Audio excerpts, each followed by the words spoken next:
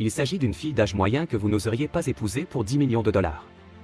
Vous devez envier cette fille aux cheveux longs. Les courbes de son corps sont cachées, mais ce que les gens ne savent pas, c'est que pour garder son apparence, elle s'est transformée en démon qui ne mange que de la chair humaine. Après l'école, le corps de Kuiwa réagit étrangement. Elle est allée directement voir Dazuan, qui ne portait pas de sous-vêtements, et lui a avoué son amour sur un coup de tête. Il l'a entraîné vers la forêt. Mais dès qu'ils sont entrés, un groupe d'animaux les regardait fixement. L'homme se sentait lui aussi un peu bizarre avant qu'il ne puisse réagir.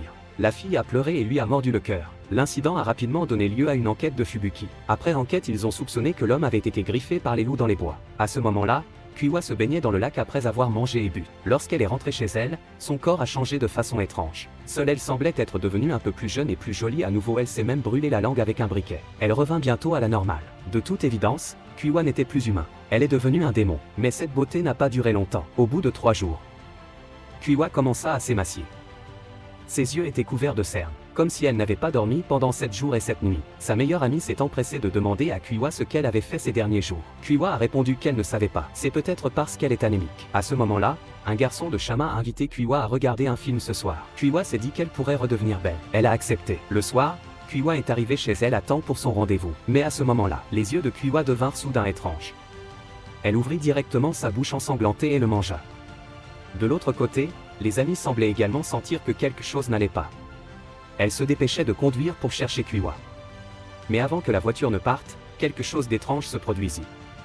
Kuiwa, qui était couverte de sang, a sauté sur la voiture. Elle était tellement effrayée qu'elle ne savait pas quoi faire et s'est empressée de partir.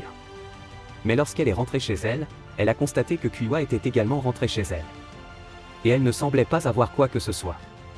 Cela l'a amenée à douter sérieusement d'elle-même. Elle n'arrivait pas à croire que ce qui venait de se passer était réel. Ce n'est qu'à ce moment-là que Kuiwa lui a dit la vérité. Il s'avère que ce jour-là, elle a été emmenée par un homme et a subi un malheur. Elle a été poignardée 180 fois, mais ce qui est étrange, c'est qu'elle n'est pas morte. Mais pour une raison quelconque, elle est revenue à la vie. Lorsqu'elle a entendu cela, sa meilleure amie a senti qu'elle était en danger. Elle l'a chassée de la maison.